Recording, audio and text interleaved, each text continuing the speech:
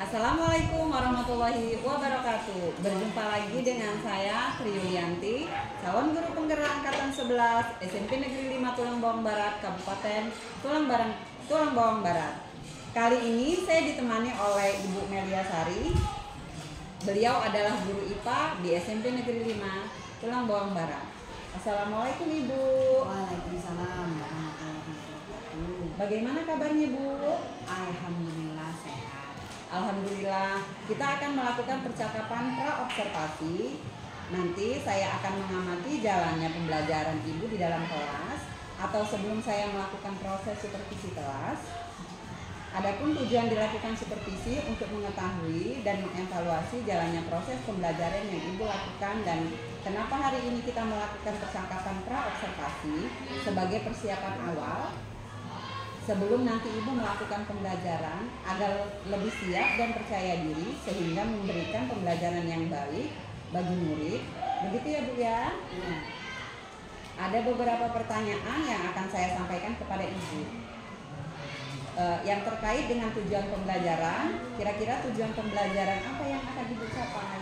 Untuk pertemuan kali ini ya, nanti saya menyampaikan ada 3 tujuan pembelajaran. Yang pertama, memahami hukum pewarisan sifat. Yang kedua, menerapkan pewarisan sifat dalam pemuliaan makhluk hidup. Dan yang ketiga, memahami konsep persilangan monohibrid.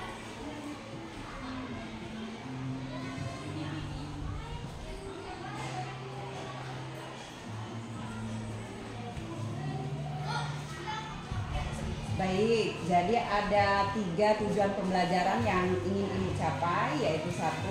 Memahami hukum pewarisan sifat, 2. Menerapkan pewarisan sifat dan pemuliaan makhluk hidup, 3. Memahami konsep persilangan monohibrid ya Bu ya. Iya. Bagaimana area pengembangan yang ingin Ibu capai atau Ibu lakukan? Aspek yang saya inikan, yang pertama aspek pengetahuan, kemudian aspek keterampilan. Baiklah, jadi area pengembangan yang ingin Ibu capai adalah bagian aspek pengetahuan dan keterampilan ya Bu ya. Baik, bagaimana rancangan pembelajaran yang ingin Ibu terapkan di dalam kelas? Mungkin dari strategi pembelajaran, model pembelajaran, ataupun metode pembelajaran Ibu. Strategi yang saya pakai itu berdiferensiasi, kemudian modelnya itu CTL atau Contextual Teaching and Learning. Untuk metode itu diskusi kelompok, tanya jawab, dan penugasan. Baiklah, jadi rencana yang ingin Ibu lakukan di dalam kelas menggunakan strategi berdiferensiasi, modelnya CTL, kemudian metodenya diskusi kelompok dan penugasan ya Bu ya. Ya. Bagaimana media pembelajaran yang akan Ibu gunakan di dalam kelas? Medianya saya memakai LKPD, kemudian ada laptop, LCD, PowerPoint. Kemudian ada juga alat pembelajaran, saya memakai kancing genetika. Ya, baiklah Bu. Kemudian kira-kira kapan kita akan melakukan pembelajaran tersebut dan hari apa, di kelas berapa dan jam keberapa ya Bu ya? Insya Allah hari Kamis, kelas 9A, jam ke-4 sampai ke-5. Baiklah Ibu, berarti pada hari Kamis di kelas 9A dan jam ke-4 sampai ke-5 saya akan datang ke kelas Ibu untuk melakukan supervisi kelas. Saya akan melihat dan mencatat apa saja yang terjadi di dalam kelas. Nanti setelah Ibu melakukan supervisi di dalam kelas, kita akan melakukan percakapan terakhir, yaitu pasca observasi, yang nanti akan didampingi juga oleh pengajar praktik, yaitu Bapak Marwan Batubara ya Bu ya. Iya. Sebelum kita akhiri, kira-kira apa yang ingin Ibu dapat dari hasil percakapan kita hari ini Bu? Gambaran yang saya dapatkan dari percakapan kali ini, saya lebih bisa menyiapkan diri untuk persiapan supervisi pembelajaran. Iya. Terima kasih Ibu ya. Demikianlah percakapan kami hari ini. Sampai berjumpa lagi pada saat observasi dan pasca observasi. Terima kasih Ibu atas waktunya. Sampai berjumpa lagi pada saat observasi dan pasca observasi. Assalamualaikum warahmatullahi wabarakatuh. Waalaikumsalam warahmatullahi wabarakatuh.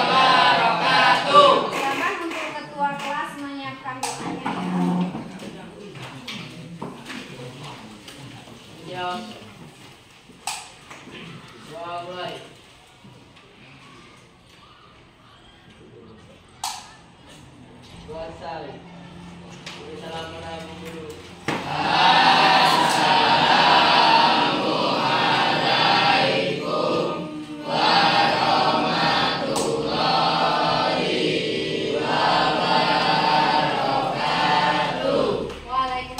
warahmatullahi wabarakatuh. Bagaimana kabarnya anak-anak? Baik. Nah, Ibu absen sebentar ya. Ya, Bu. Yang sudah hadir hari ini siapa? Siapa nak? Andrian Syah. Ada lagi? Udah. Apa keterangannya apa? Alfa. Apa? Ada lagi? Nggak ada? Ya. Oke, baik anak-anak ya. Kita akan memasuki materi pewarisan sifat ya, pewarisan sifat. Ini ya, materi pewarisan sifat. Jadi dari materi ini ada yang bisa sudah baca materinya? Apa itu pewarisan sifat? Nah? Apa itu? Apa itu?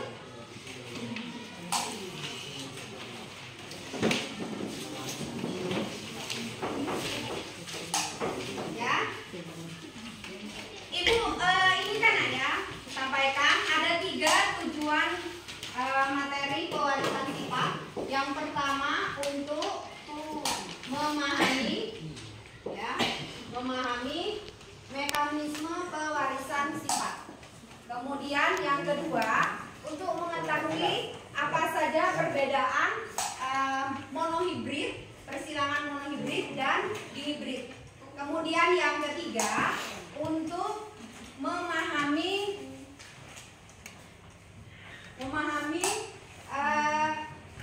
pemuliaan tanaman. Jadi dia selain ke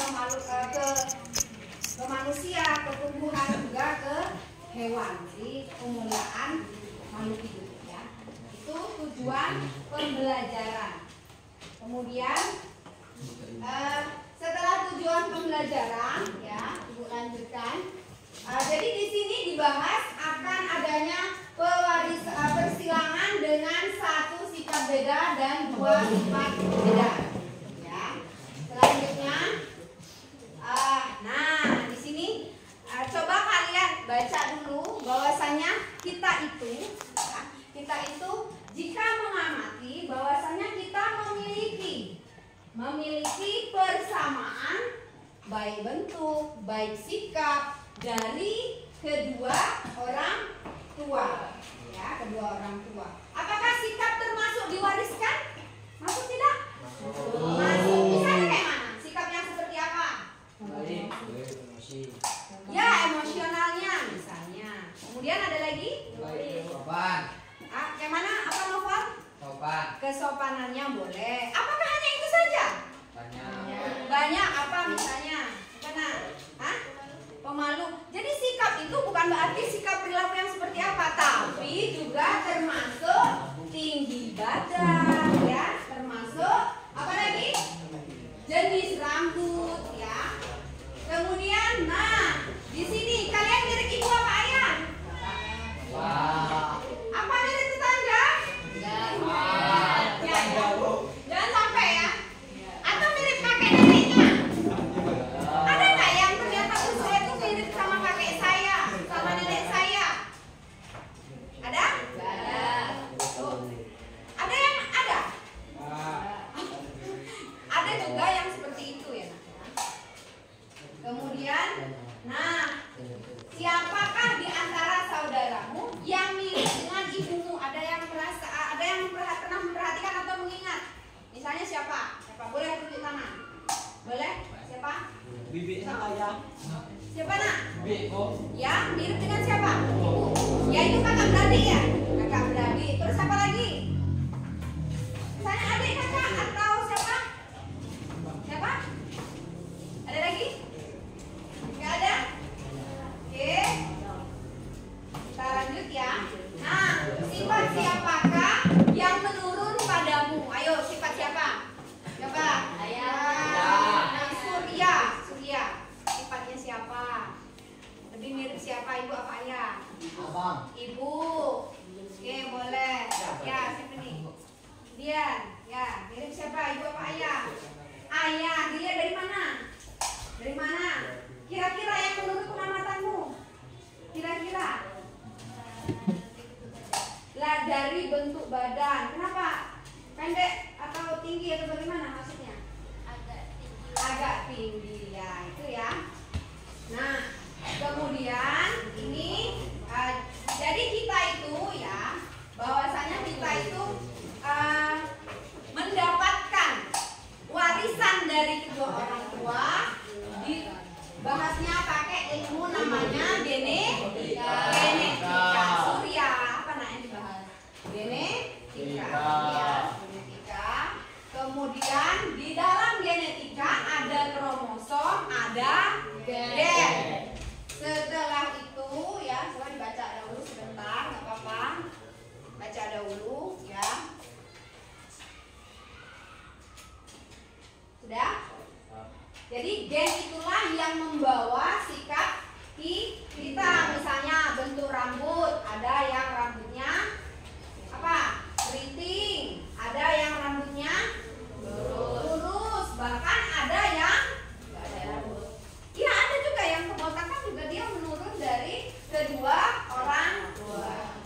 Nah, ini membahas tentang kromosom. Tapi sebelum bahas tentang kromosom, kita lihat video sebentar.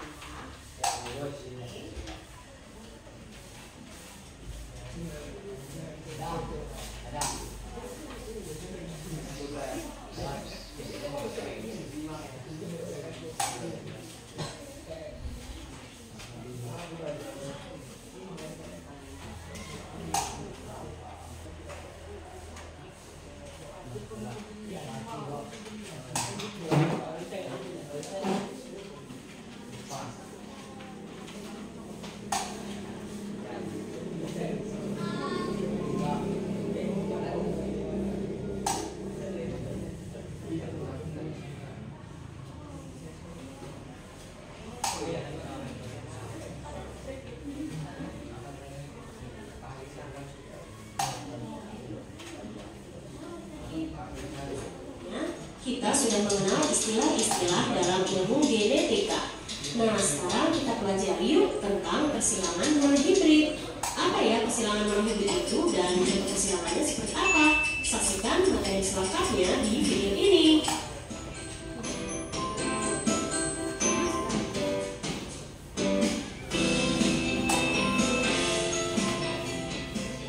Persilangan monohibrid adalah menyilangkan individu dengan satu sifat beda. Misalnya hanya sifat warna saja yang dibedakan, atau sifat postur tubuh saja, sifat bentuk mata saja, dan lain-lain. Persilangan monohibrid ini terdapat pada hukum Mendel ke-1 yang dikenal dengan nama hukum segregasi. Bunyi hukum segregasi adalah pada proses pembentukan gamet, gen-gen yang sealel akan berpisah secara bebas. Masih ingat kan cara membuat gamet yang sudah dijelaskan pada video sebelumnya? Untuk lebih memahami konsep persilangan monohibrid, berikut contoh soalnya. Bunga mawar merah dominan terhadap mawar putih. Jika disilangkan bunga mawar merah M besar dengan mawar putih M kecil, tentukan genotip dan fenotip anaknya. Untuk menjawab soal ini, kita buat bagan persilangannya ya. Dimulai dari P atau parental. Parentalnya antara merah dan putih. Ingat ya, parental adalah induknya. Genotipnya merah M besar dan putih M kecil. Nah, lambang persilangannya seperti ini.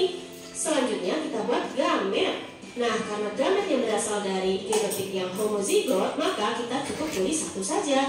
Untuk M besar kita tuliskan hanya M besar. Dan untuk M kecil tuliskan hanya satu M kecil. Selanjutnya kita tuliskan F1 atau anaknya. F1 diperoleh dari menyambungkan antara M besar dan M kecil, jadilah M besar M kecil. Sehingga genotipnya kita tulis ulang lagi hasil dari F1, yaitu M besar M kecil. Dan untuk fenotipnya berupa sifat yang tampak, kita lihat dari pertanyaan yang awal ya. Merah dominan. Nah, untuk berwarna merah dituliskan dengan huruf M besar. Sehingga fenotipnya karena ada huruf M besar, maka menjadi berwarna merah. Karena cuma satu-satunya, artinya 100% anak-anaknya berwarna merah. Selanjutnya, jika F1 disilangkan sesamanya, tentukan rasio genotip dan fenotip F2-nya. Ini masih menyangkut soal yang tadi ya. Nah, sekarang F1 disilangkan dengan sesama, artinya F1 disilangkan dengan F1 juga. Akhirnya menjadi parental kedua antara merah dan putihnya hanya ada satu. Jadi persentasenya juga hasil penggabungannya. Jadi 75% banding 25%. Nah, inilah jawabannya. Sehingga disimpulkan walaupun kedua induknya merah, ternyata ada anaknya yang memiliki warna putih. Selanjutnya, selain ada persilangan monohibrid yang biasa atau ada yang dominan dan ada yang resesif, ada juga yang disebut persilangan monohibrid intermediate. Intermediate artinya, Jadi di sini nanti kita akan praktekkan ya perbedaan antara persilangan monohibrid antara yang dia dominan dengan yang intermediate. Jadi kalau yang intermediate ini nanti hasilnya ya, putih. Merahnya M besar dan putihnya M kecil. Berikutnya kita buat gamet. Gametnya untuk M besar adalah M besar saja, dan untuk M kecil adalah M kecil saja. Buat garis ke bawah seperti ini dan buat F1 atau anaknya. Hasil penggabungan M besar dan M kecil jadi ditulis kedua-duanya. M besar dan M kecil terpisah atas dan bawah. Buat garis panjang seperti ini. Selanjutnya, untuk mencari F kedua atau keturunan kedua, kita pakai cara yang termudah saja ya. M besar jadilah digabungkan menjadi M besar. Selanjutnya, M besar M kecil digabungkan jadi M besar M kecil. M kecil dan M besar tetap dominan di depan ya. Jadi M besar M kecil. Dan satu lagi, M kecil dan M kecil digabungkan menjadi M kecil. Berikutnya, untuk menentukan rasio genotip, kita tulis ulang lagi ya. Tapi, untuk genotip yang sama tidak usah ditulis lagi. M besar berbanding M besar. Menentukan sifat, warna, pintu banding 2 banding 1. Atau, tuh beda ya hasilnya ya. Kalau yang tadi berapa? Tadi yang tadi 75% warnanya merah, 25% warnanya putih. Kalau yang dia intermediate ini beda lagi. Dia yang warna merah itu 25%, yang putih itu 50%, kemudian yang pink itu 50%, yang putih 25%. Beda kan ya? Nah, supaya kita bisa memahami lebih lanjut, ini Ibu sudah siapkan ya. Sudah siapkan di sini, ini namanya kancing genetika.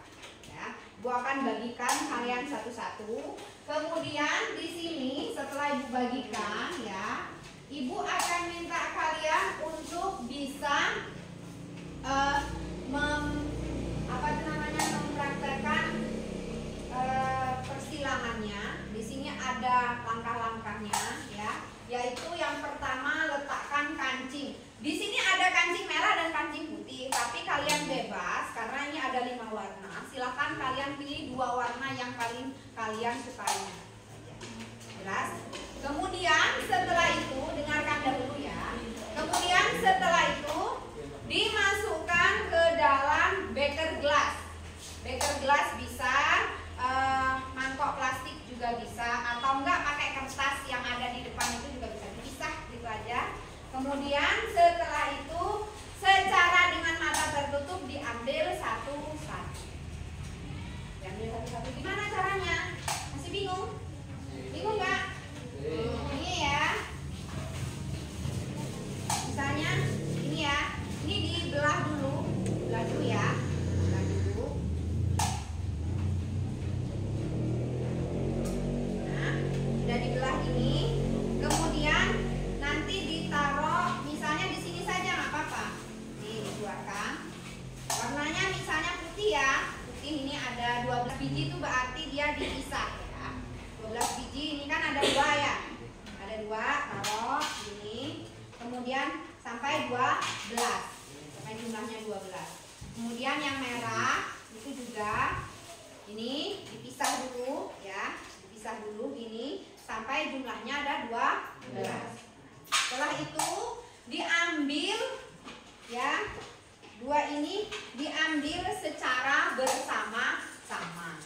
Diambil kemudian misalnya tanpa melihat ya, ternyata hasilnya merah sama putih. Ini kan ini karena ini aja ya, karena dia harusnya dipisah ya nanti ya. Bisa merah sama putih nanti ditulis di dalam tabel. Oke, tulis dalam tabel 1. Nanti suruh temennya lagi 1, nanti hasilnya misalnya putih sama putih. Tulis lagi 1. Paham? Gitu aja dulu sampai ini selesai habis semua. Setelah itu nanti di sini ada menjawab pertanyaan. Sudah? Sampai di sini ada yang ditanyakan? Tidak? Tidak ada, berarti sudah bisa dipraktekkan ya. Ya. Ini silakan. Ini di sini ya, kelompok 1. Mana yang kelompok-kelompoknya sini? Sini nak. Ambil ini yang 1.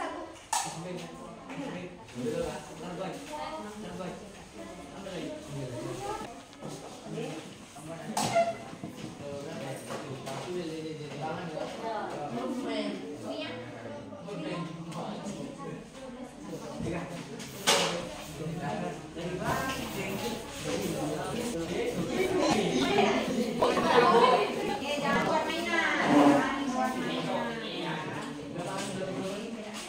Ada lagi? Ambil 12 aja. Sisanya jangan buat mainan ya. Jangan dibuat mainan.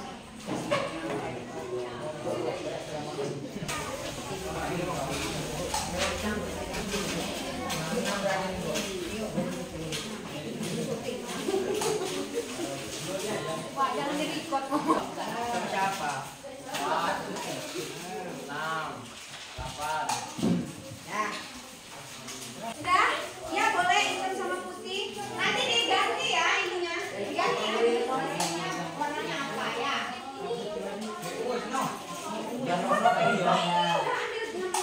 Nggak mesti harus merah putih, warna lain boleh ya.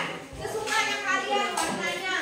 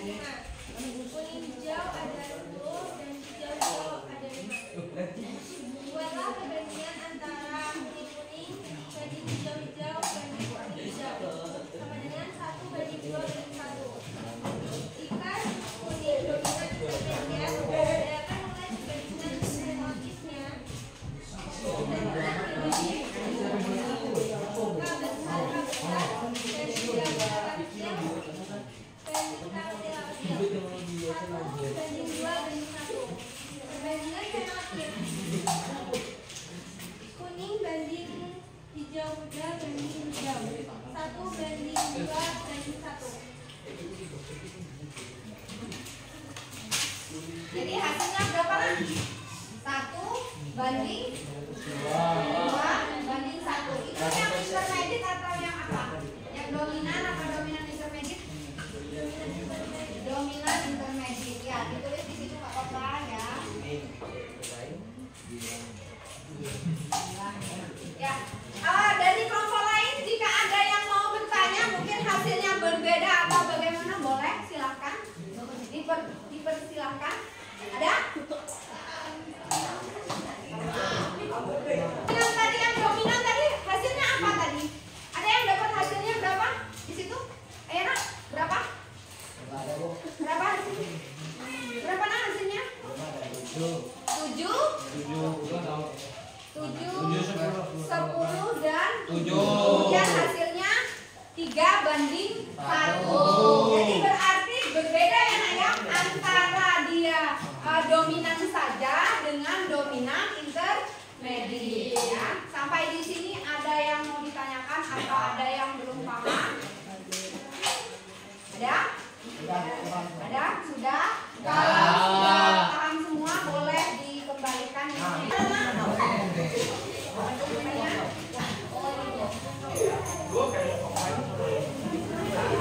Bisa kalian tarik kesimpulannya apa?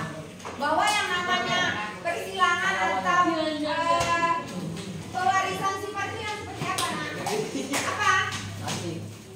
Kalau nggak persilangan monohibrid itu apa? Beda monohibrid sama monohibrid intermediate apa? Ada yang tahu? Ada? Apa nah? Ayo, ada yang tahu? Monohibrid itu ada yang dominan, kemudian ada yang dominan intermediate. Kalau yang dominan itu yang kayak mana? Apa?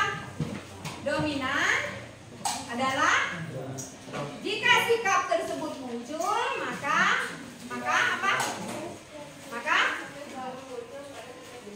ya, dia akan muncul pada setiap generasi. Kalau dia muncul, dia akan menutupi sifat yang resesi.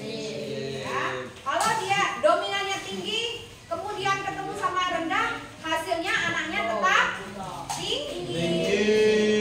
Kalau dia intermediate, misalnya bentuk tubuhnya besar, kemudian ketemu lagi gennya yang kecil, bentuk tubuhnya akan besar apa kecil apa sedang? Sedang. Itu bedanya. Sampai di situ ada yang mau ditanyakan? Ada? Bagaimana perasaan kalian hari ini? Alhamdulillah selesai ya pembelajaran kita hari ini. Alhamdulillah. Ya, Ibu akhiri. Wassalamualaikum warahmatullahi wabarakatuh.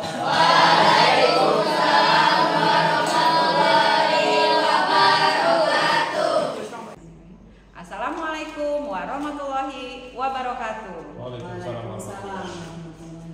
Berjumpa kembali dengan saya, Tri Yulianti, calon guru penggerak angkatan 11 dari SMP Negeri 5 Tulang Bawang Barat, Kabupaten Tulang Bawang Barat. Saya masih ditemani Ibu Melia Sari ya, sebagai guru yang telah saya observasi. Kemudian saya juga ditemani oleh Bapak Marun Batubara yang sebagai pengajar praktik pada PGP angkatan 11. Assalamualaikum Bapak. Assalamualaikum Ibu. Waalaikumsalam. Bagaimana kabarnya Bu Melia? Alhamdulillah sehat. Baik. Ya, bagaimana kabarnya Pak Marwan? Ibu gimana? Ya, alhamdulillah sehat juga Pak. Baik, di percakapan pasca observasi, saya akan memberikan pertanyaan kepada Ibu terkait dengan jalannya proses observasi kelas yang sudah kita lakukan dengan tujuan untuk mengevaluasi sejauh mana proses pembelajaran yang sudah Ibu lakukan. Untuk pertanyaan pertama, saya menanyakan bagaimana perasaan Ibu terkait dengan kegiatan observasi kelas yang Ibu lakukan, Bu? Awalnya saya agak grogi, tapi setelah itu ya alhamdulillah rileks karena biasanya kegiatan pembelajaran itu nggak ada dokumentasinya. Oh iya. Baik Ibu, alhamdulillah telah berjalan dengan baik ya Ibu. Iya. Bisa diceritakan kembali Bu area pengembangan yang Ibu lakukan di kelas, kemudian tahapan-tahapan yang telah Ibu lakukan? Tahapan-tahapan pembelajaran itu yang pertama tentunya saya menyusun RPP ya. Iya. Kemudian untuk area pengembangan dari segi pengetahuan yaitu siswa dapat menjelaskan apa itu pewarisan sifat ya. Ya. Kemudian menyampaikan hasil kerja kelompoknya. Nah, kemudian dari segi keterampilan salah satunya siswa itu mampu menuliskan hasil kegiatan dalam bentuk laporan kegiatan secara mandiri. Kemudian siswa mampu melakukan praktik percobaan persilangan tersebut. Ya. Baik Ibu, berarti area pengembangannya itu area pengetahuan dan keterampilan ya Ibu ya.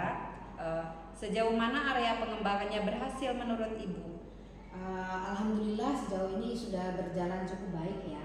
Walaupun tentunya dalam kegiatan pembelajaran itu masih ada juga beberapa kekurangan.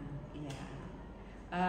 Menurut Ibu, kekurangan dan kelemahan yang sering terjadi pada saat proses pembelajaran di kelas itu apa Bu? Kekurangan yang pertama yaitu masih ada siswa yang masih kurang aktif dalam kegiatan pembelajaran, sehingga ya siswa tersebut ya.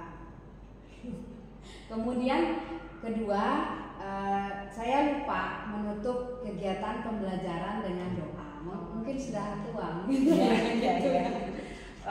Kira-kira mengapa hal itu bisa terjadi ya Bu ya?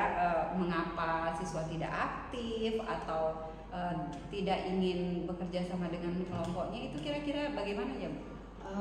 Untuk kedepannya jelas saya mungkin akan membuat kelompok yang lebih kecil lagi sehingga siswa itu bisa mendapatkan tugas lebih masing-masing, jadi dia mau tidak mau harus aktif. Kemudian saya akan sering meminta siswa untuk bisa belajar berbicara di depan teman-temannya sehingga dapat membangun rasa kepercayaan diri yang lebih pada siswa tersebut. Iya, jadi itu masuk ke rencana ke depan ya Bu ya.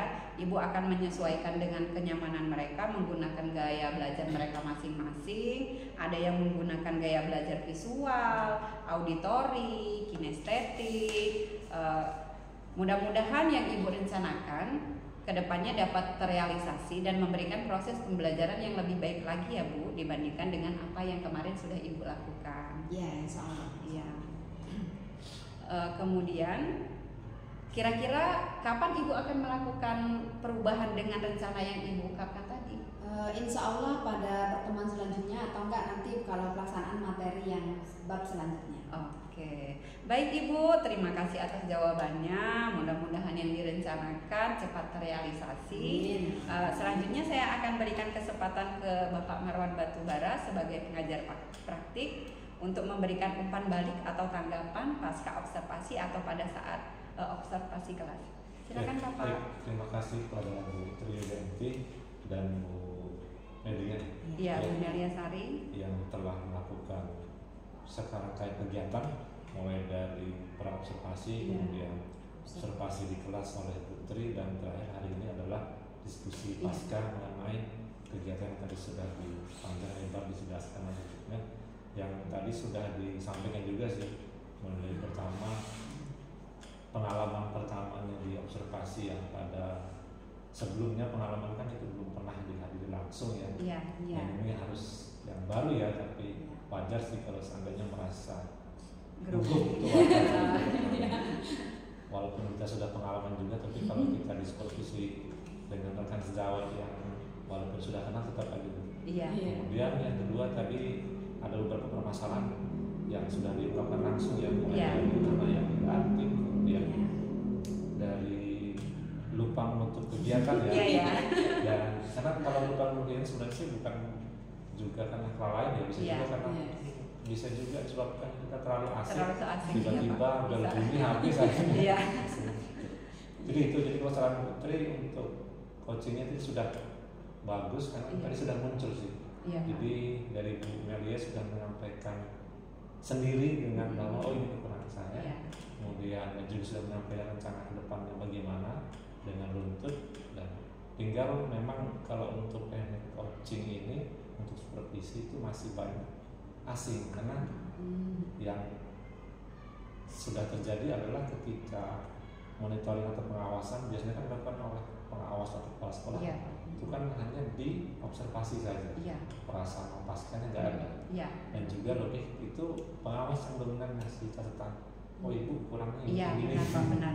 jadi yang dikasih catatannya merasa loh, kok saya begini. Iya, salah aja ya Pak ya, iya. Gitu. Tinggal mungkin pembiasaan apa ya, karena kalau dia berulang kali kan nanti kan lebih cair sih. Iya. Jadi nggak kaku. Sudah terbiasa Pak ya, terbiasa. iya.